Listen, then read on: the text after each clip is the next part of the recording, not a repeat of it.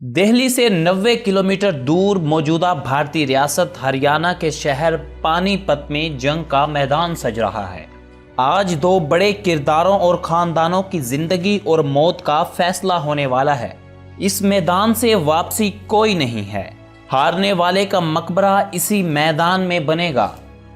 ایک طرف پٹھانوں کا لودھی خاندان ہے، اس کا سلطان ابراہیم لودھی بادشاہت کے سلسلے کا آخری تاجدار جسے سلاطین دہلی بھی کہا جاتا ہے، اور دوسری طرف مغلوں کا ظہیر الدین بابر ہے جو امیر تیمور کی اولاد میں سے ہے، جس کی ماں کا شجرہ نسب چنگیز خان سے ملتا ہے، یعنی ماں اور باپ دونوں کی طرف سے جنگجو فطرت اسے ورثے میں ملی۔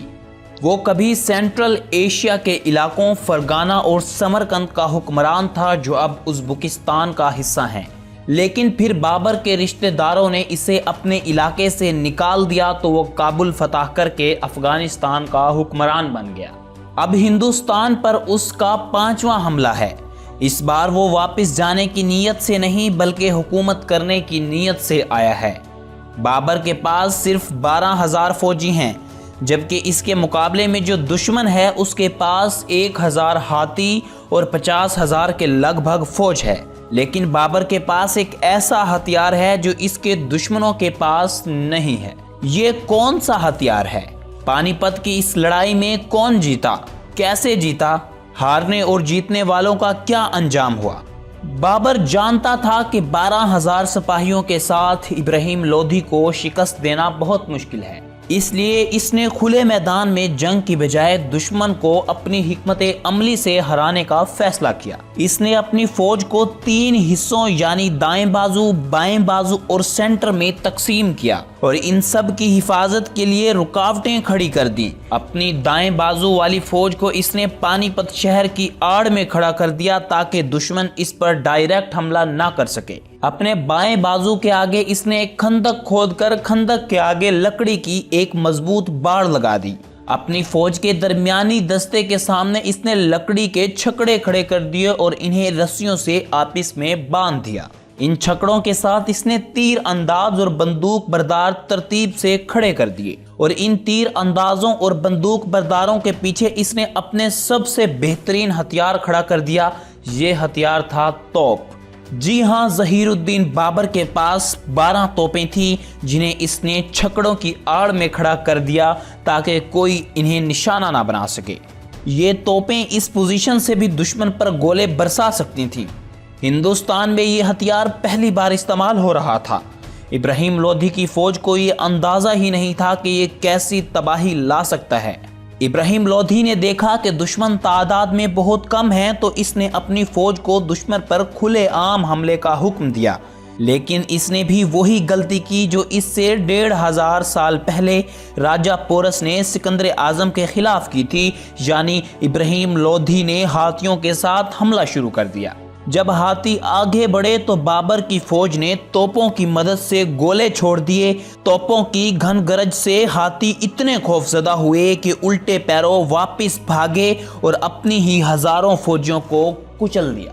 اسی کے ساتھ بابر نے اپنے گھڑ سوار دستوں کے ساتھ پوری طاقت سے دشمنوں پر حملہ کر دیا۔ یہ حملہ اس قدر زبردست تھا کہ لودھی فوج میں بھگدڑ مچ گئی۔ جب سلطان ابراہیم لودھی نے بازی ہاتھ سے نکلتے دیکھی تو وہ اپنے خاص دستے کے ساتھ آگے بڑھا تاکہ دشمن کو روک سکے، لیکن وہ بھی بابر کا حملہ نہ روک سکا اور مارا گیا۔ جب سلطان ابراہیم لودھی کی موت کی خبر پھیلی تو اس کی فوج بھاگ نکلی۔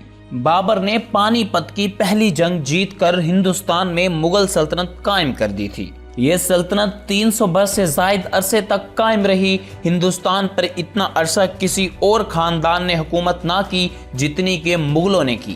بابر جیت چکا تھا اور اس نے شکرانے کے طور پر پانی پت میں ایک باغ لگایا جسے کابلی باغ کہتے ہیں، اور اس میں ایک شاندار مسجد بھی تعمیر کی جسے بابری مسجد کہا جاتا ہے۔ یاد رہے کہ یہ پانی پت والی بابری مسجد ہے، ایودھیا والی نہیں۔ یہ مسجد تو آج بھی موجود ہے، البتہ کابلی باغ مٹ چکا ہے اور مسجد کے ارد گرد کچھ سبزہ ہی اس باغ کی یادگار بن گیا ہے۔ آج یہ مسجد زیادہ تر کابلی باغ والی مسجد کے نام سے مشہور ہے۔ ابراہیم لودھی کو بھی بابر نے پانی پت میں دفن کیا اور اس کی قبر آج بھی موجود ہے۔ پانی پت کی فتح کے بعد مال غنیمت کے طور پر ہاتھی بھی بابر کے قبضے میں آئے۔ بابر فاتحانہ شان و شوکت کے ساتھ دہلی چلا آیا اور شہر میں داخل ہو کر سب سے پہلے حضرت نظام الدین اولیاء رحمۃ اللہ علیہ کے مزار پر حاضری دی۔ دہلی کی جامعہ مسجد میں بابر کے نام کا خطبہ بھی پڑھایا گیا۔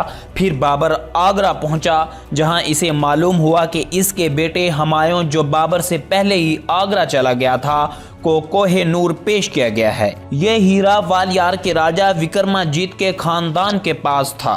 اس خاندان نے یہ ہیرا بابر کے بیٹے ہمایوں کو پیش کر دیا۔ بابر لکھتا ہے کہ اس ہیرے کی آمدنی دنیا کی آدھی آمدنی کے برابر ہے۔ جب ہمایوں نے یہ ہیرا اپنے باپ بابر کے سامنے رکھا تو بابر نے یہ ہیرا ہمایوں کو ہی بخش دیا۔ بابر کے راستے کی ساری رکاوٹیں دور ہو چکی تھیں۔ اب ایک چھوٹا سا مسئلہ رہ گیا تھا، اور وہ یہ ہے کہ بابر نے آگرہ شہر پر تو قبضہ کر لیا تھا، لیکن شہر کا قلعہ اور شاہی خزانہ ابھی تک لودھی خاندان کے قبضے میں تھا۔ ابراہیم لودھی کی والدہ قلعے میں موجود تھی اور اپنے خاندان کو لیڈ کر رہی تھی۔ اس نے بابر سے مذاکرات کیے۔ قلعہ اور شاہی خزانہ بابر کے حوالے کرنے کے بدلے اس نے اپنے خاندان کی مکمل سلامتی کی ضمانت لی۔ اس کے ساتھ اس نے 7 لاکھ روپے نقد، آگرہ کے باہر 1 میل دور اپنی رہائش کے لیے ایک محل اور اپنے تمام امراء کے لیے جاگیریں بھی مانگی۔ بابر نے یہ ساری شرائط مان لی اور یوں قلعے کے دروازے بابر کے لیے کھل گئے۔ لیکن ابراہیم لودھی کی ماں دل ہی دل میں بابر کے قتل کا منصوبہ بنا رہی تھی۔ اس نے بابر کے باورچیوں کو رشوت دے کر اس کے کھانے میں زہر ملوا دیا۔ بابر نے کھانا کھایا تو اسے قے ہونے لگا۔ بابر نے فوراً حکم دیا کہ یہ کھانا جانوروں کو کھلایا جائے۔ اسی وقت یہ کھانا کتوں اور 2 چیلوں کو کھلایا گیا، اور یہ سارے جانور بیمار تو ہوئے مگر زندہ بچ گئے، اور ساتھ ہی بابر بھی زندہ بچ نکلا۔ زہر کا اثر ختم کرنے کے لیے مختلف جڑی بوٹیاں دودھ کے ساتھ استعمال کرتا رہا۔ تفتیش کے بعد زہر دینے کی سازش میں ملوث باورچی سمیت 2 مردوں اور 2 عورتوں کو گرفتار کیا گیا۔ ایک مرد کے ٹکڑے کروا دیے گئے، باورچی کی کھال کھنچوا دی گئی، ایک عورت کو گولی مار دی گئی اور دوسری کو ہاتھی کے پیروں تلے کچل دیا گیا۔ لودھی کی ماں کو بابر بوا کہتا تھا، یعنی اپنی والدہ کا درجہ دیتا تھا، لیکن اپنے قتل کی سازش کے بعد بابر نے اس خاتون کا سارا مال ضبط کر کے اسے قید کر دیا، جبکہ ابراہیم لودھی کے باقی خاندان کو کابل بھیج دیا، جہاں بابر کا بیٹا کامران مرزا اپنے باپ کی غیر موجودگی میں حکومت چلا رہا تھا۔ یہ بھی کہا جاتا ہے کہ ابراہیم لودھی کی ماں نے بعد میں دریا میں کود کر خودکشی کر لی۔ بہرحال اس سب کے باوجود بابر شہنشاہ بن چکا تھا۔ یہ وہی بابر تھا جسے فرغانہ سے نکلنے کے بعد اپنی والدہ کے ساتھ دشمن سے بچنے کے لیے گنتی کے چند وفاداروں کے ساتھ جنگلوں میں چھپنا پڑا تھا۔ اب وہی بابر ہندوستان کا شہنشاہ بن چکا تھا۔ لیکن تخت حاصل کرنا ایک کام ہے اور اس پر کنٹرول کرنا دوسرا کام ہے۔ بابر کو بھی ابھی سلطنت قائم رکھنے کے لیے مزید خون بہانا پڑا۔ ہوا کچھ یوں کہ راجپوتوں کے علاقے میواڑ کا رانا سانگا، جس نے خود بابر کو ہندوستان پر حملے کی دعوت دی تھی، اب وہ بابر کی حکومت تسلیم نہیں کر رہا تھا۔ دراصل رانا سانگا یہ سمجھ رہا تھا کہ بابر بھی امیر تیمور کی طرح لوٹ مار کر کے ہندوستان سے واپس چلا جائے گا۔ رانا سانگا نے بابر سے یہ وعدہ بھی کیا تھا کہ ابراہیم لودھی سے جنگ میں وہ اس کی مدد کرے گا، لیکن اس نے ایسا نہ کیا۔ بابر کو اکیلے ہی جنگ لڑنا پڑی۔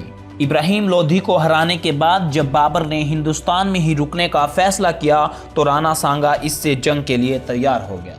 اس نے ارد گرد کے راجا راجاؤں کو جمع کیا اور ایک بڑا لشکر تیار کر لیا۔ حتیٰ کہ لودھی خاندان کے کئی پرانے وفادار اور امراء بھی راجپوتوں سے مل گئے۔ جب بابر کو پتہ چلا تو اس نے رانا سانگا سے مقابلے کے لیے نئی توپیں تیار کرنے کا حکم دیا۔ بابر کے وفادار علی قلی نے ایک توپ تیار کی جو کہ 600 فیٹ تک گولہ پھینک سکتی تھی۔ بابر نے خوش ہو کر ہیروں کا ایک خنجر اور شاہی لباس بھی علی قلی کو تحفے میں دیا۔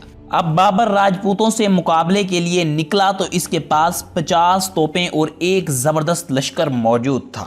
لیکن ایک موقع پر ایک نجومی نے یہ اعلان کر دیا کہ مریخ سیارہ جو کہ علم نجوم کا ستارہ سمجھا جاتا ہے وہ مغرب میں ہے، یعنی یہ بابر کی فوج کے لیے برا شگون ہے۔